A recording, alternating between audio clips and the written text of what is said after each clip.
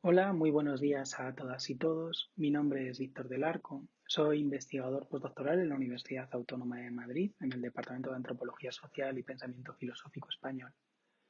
En primer lugar, quisiera agradecer a la organización del INDOC por su trabajo y también a los presentes por escucharme. Lo que hoy quisiera compartirles es una propuesta aplicada de cambio docente que tuve la posibilidad de implementar y también de construir durante los cursos en que me hice cargo de la asignatura de técnicas cuantitativas en el grado de Antropología Social y Cultural que se impartía en la Facultad de Filosofía y Letras en la Universidad Autónoma de Madrid. En primer lugar, describiré la problemática detectada para posteriormente enunciar las soluciones prácticas dispuestas para su resolución y que se relacionaron principalmente por cambiar las dinámicas de clase, estableciendo mecanismos de gamificación y aprendizaje cooperativo. Finalmente, compartiré con el resto de los compañeros y compañeras de la mesa del Congreso los cambios que he ido estableciendo en los mecanismos de evaluación.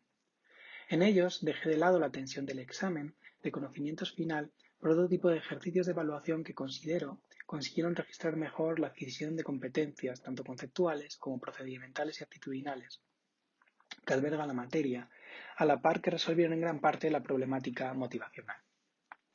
No obstante, antes de continuar, quisiera señalar brevemente que desde mi punto de vista el desempeño docente parte de un acompañamiento dialogado, horizontal y deliberativo. Debe de ser respetuoso y cuidadoso con los y las estudiantes, haciéndose cargo de los posibles problemas latentes que tengan. Entiendo el aprendizaje, por tanto, de forma dialogada y desde un fin que no pasa tanto por el de instruir una serie de conocimientos específicos, sino una dinámica más profunda, como es la de enseñar a que aprendan a aprender.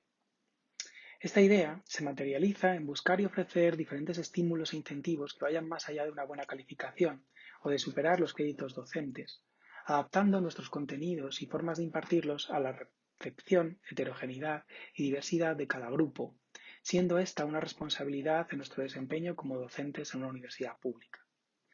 El principal objetivo que debemos de perseguir como docentes es, por tanto, que los recursos ofrecidos a los estudiantes faciliten un proceso de aprendizaje activo, reflexivo y crítico. La idea de fomentar la motivación como eje fundamental a reflexionar en este trabajo se enmarca en esa dinámica. Narrar y compartir esta experiencia particular para recibir un feedback por parte de otros docentes forma parte también de estos planteamientos ético-epistémicos y, por qué no decirlo también, de un aprendizaje continuo. La asignatura a la que hago referencia en esta comunicación se imparte en el tercer curso de grado de Antropología de la UAM, si bien es cierto que actualmente hay una propuesta de modifica para moverla al segundo curso. El entorno de aprendizaje donde se desarrolla es el de un aula física, donde se realiza una docencia presencial y síncrona sobre un grupo de unos 35 o 40 estudiantes matriculados cada curso. Sobre el contenido de la asignatura, podemos decir que alberga o tiene una pretensión ciertamente inconmensurable, si bien es la única en toda la carrera que tiene contenidos de tipo cuantitativo. Por ello, el recorrido que plantea es tan amplio. La primera parte de la asignatura se dedica a explicar el desarrollo de la lógica del proceso de investigación empírica en el paradigma positivista y su relación con el método etnográfico. La segunda parte, la que mayor dedicación toma, se abordan tanto las herramientas y técnicas comúnmente cuantitativas, encuestas, sistematización y diseño de bases de datos, etc., con un bloque que abarca más o menos la mitad de la programación y que consiste en una aproximación básica sobre estadística aplicada a las ciencias sociales, descriptiva, inferencial, gestión numérica de bases de datos, análisis de los mismos y uso de los programas como SPSS o Excel. Esta segunda parte es la más problemática.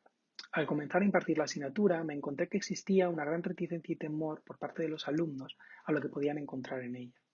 Habían visto en la vida docente que existiría una parte numérica y eso generaba gran controversia. Muchos de los estudiantes me contaban que habían dejado de ver números hacía tiempo, que desarrollaron su itinerario de final de la ESO y el bachiller prácticamente huyendo de ellos porque se les daban mal o no sabían cómo hacerles frente. Esta dificultad impuesta por la coyuntura generaba desde el primer momento un clima de mucho agobio entre los estudiantes, quienes cuestionaban incluso el sentido o la pertinencia de este tipo de contenidos en el desarrollo curricular del grado de antropología. La parte estadística era la última, pero pesaba como una losa en sus imaginarios y muchas de las preguntas que me hacían iban dirigidas hacia ellas, incluso antes de haber entrado en esa materia. Como me refería anteriormente, el principal objetivo que perseguía como docente era el de que los recursos ofrecidos a los estudiantes facilitaran un proceso de aprendizaje activo, reflexivo y crítico. Para ello, era necesario plantear la relación entre motivación y rendimiento académico, construyendo un clima capaz de movilizar y cambiar estas variables. El principal objetivo que me marqué como docente fue el de transmitir la importancia de las técnicas de investigación. Su conocimiento, uso y manejo, ya comporten un carácter cuantitativo o cualitativo, es algo crucial tanto para el ámbito de investigación académica como para el de la actividad profesional, pública o privada. No obstante, y para no caer en instrumentalismos falaces, hemos de decir que no solo estriba ahí la razón de su importancia, sino también el hecho de que entroncan con la labor epistémica en sí misma, la ontología propia, por ejemplo, de la antropología. Para conocer la cotidianidad de la gente y aproximarse a ella, es necesario contar con un diseño metodológico y el uso de unas técnicas de investigación que permitan y rompan con esa peligrosa esfera del sentido común, ayudándonos a ser rigurosos y sistemáticos para con nuestras teorizaciones, reflexiones y análisis de los objetos de estudio. Transmitir a los estudiantes de la asignatura de técnicas cuantitativas la relevancia de la materia supone todo un reto que, como docentes, debemos de afrontar desde el inicio. Aquí encajamos la importancia de los aspectos motivacionales, objeto de reflexión de este trabajo, pero que hemos de posicionarlos incluso más allá, en tanto que supone también un desafío transformar la concepción que sobre lo cuantitativo se tiene a nivel disciplinario y que inevitablemente aparece también entre los estudiantes. La necesidad de huir de las falsas dicotomías a la hora de abordar los temas de investigación entre lo cuantitativo y lo cualitativo está aquí presente.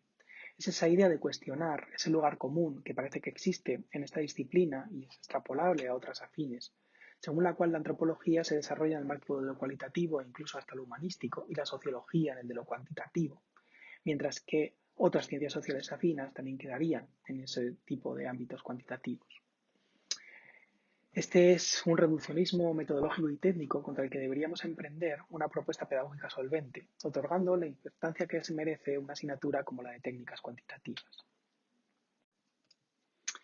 La primera estrategia que decidí implementar con el objetivo de poder solucionar este problema motivacional fue la de prestar atención a mi estilo de liderazgo. Decidí poner mi propio ejemplo por delante, narrándoles que mi primer contrato en un proyecto de investigación tuvo relación precisamente con establecer una serie de tareas de investigación cuantitativa.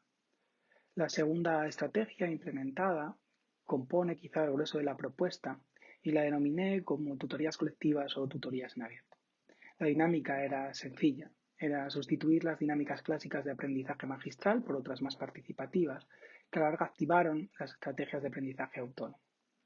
Decidí utilizar una de las 2 horas destinadas al trabajo práctico, en que los grupos se parten, al no ser demasiado numerosos era viable hacerlo así, y en la primera hora de clase dábamos un contenido normal, haciendo referencia a la propia asignatura, pero en la segunda era cuando se realizaban estas tutorías en abierto o colectivas. Por norma general, las 2 horas eran seguidas.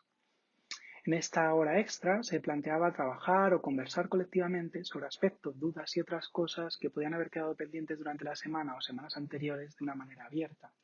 O si no, si no existían esas dudas, hablar de cualquier otro tema relacionado con la disciplina e incluso con el propio funcionamiento de la universidad. La dinámica fue la siguiente.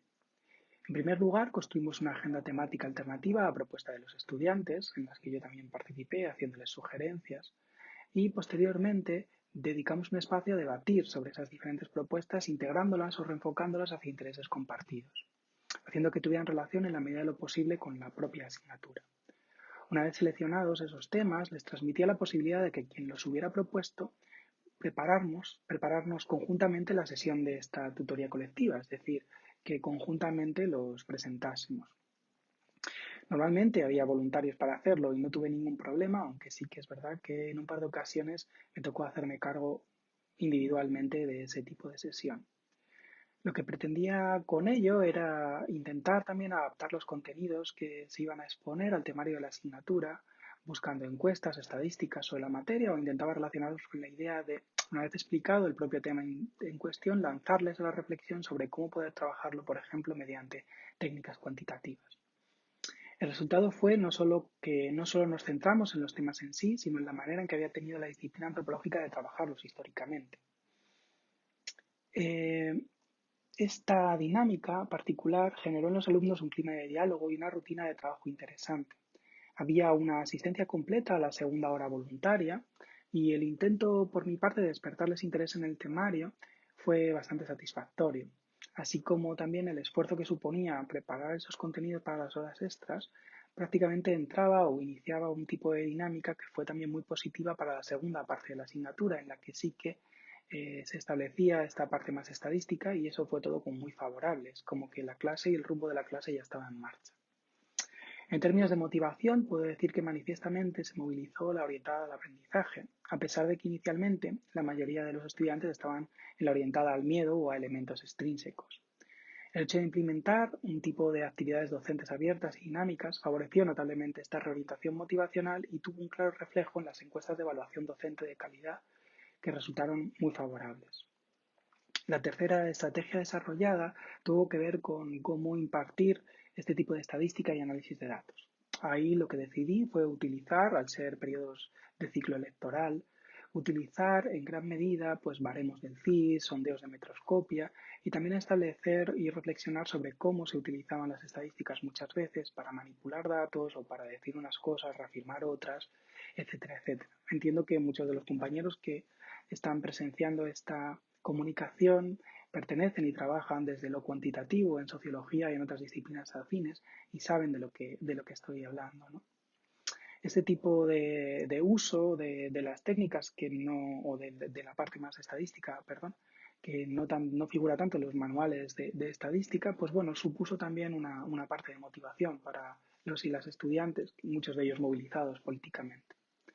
La última de las estrategias de aprendizaje que desarrollé tuvo que ver principalmente con un cajón desastre que denominé y también con el uso de un cierto tipo de gamificación a través de Kahoot en diferentes momentos de la asignatura. Estas dinámicas de Kahoot las llevábamos a veces también al apartado o en el momento o en el horario de la actividad práctica previa a las tutorías colectivas o en la propia actividad colectiva, ¿no? Ahí pues bueno, jugamos a 2 o 3 Kahoots en cada curso, que también me servía para ver cuál era el clima motivacional y también el estado de conocimientos y de comprensión de las cosas. Considero que esta propuesta o esta forma de trabajar que les he propuesto hoy aquí puede resultar interesante para aquellos y aquellas que tengáis que impartir asignaturas que, como la descrita, encuentran un difícil acomodo en vuestros grados y que son desafiadas continuamente por los y las estudiantes.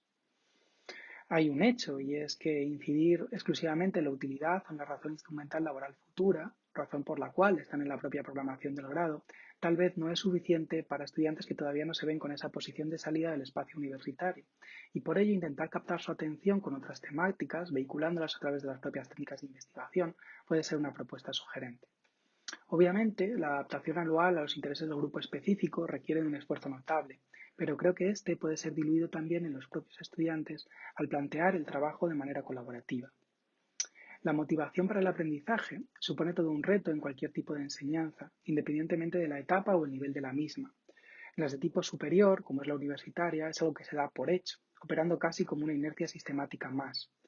La voluntariedad de adscripción de los alumnos a los estudios, así como la presunta libertad de elección de los mismos, construirían por sí solas una movilización motivacional previa, consistente y extensible al devenir del paso del estudiante por la universidad. Existe así una difundida tendencia a pensar que los alumnos y alumnas ya vienen motivados de casa o que el hecho de no estarlo, en tanto que ya son seres adultos, queda bajo su responsabilidad. Desde mi punto de vista, el comportamiento motivado opera en tanto que está orientado hacia una meta, un objetivo, una finalidad o un propósito, y eso es lo que debemos de movilizar como docentes. Lo que os he presentado en esta comunicación ha sido una experiencia particular de aprendizaje y cambio docente, así como algunas propuestas que planteo para hacer frente al problema de la motivación en el aula. Una de nuestras principales labores que tenemos como docentes universitarios es dar sentido a las tareas de aprendizaje que proponemos y que disponemos, mostrando la relevancia y utilidad de lo que enseñamos. Para ello debemos de activar, orientar hacia un objetivo y aceptar emocionalmente a nuestros estudiantes para que se impliquen y aprendan a aprender como parte fundamental de su experiencia universitaria. Con mi caso, he pretendido desafiar una problemática frecuente y compartida que se resuelve en trabajar de forma interdisciplinar y también en formar a nuestros estudiantes en estas dinámicas, construyendo un entorno de aprendizaje que facilite la motivación, el rendimiento académico y la adquisición de conocimientos. Muchas gracias por su atención.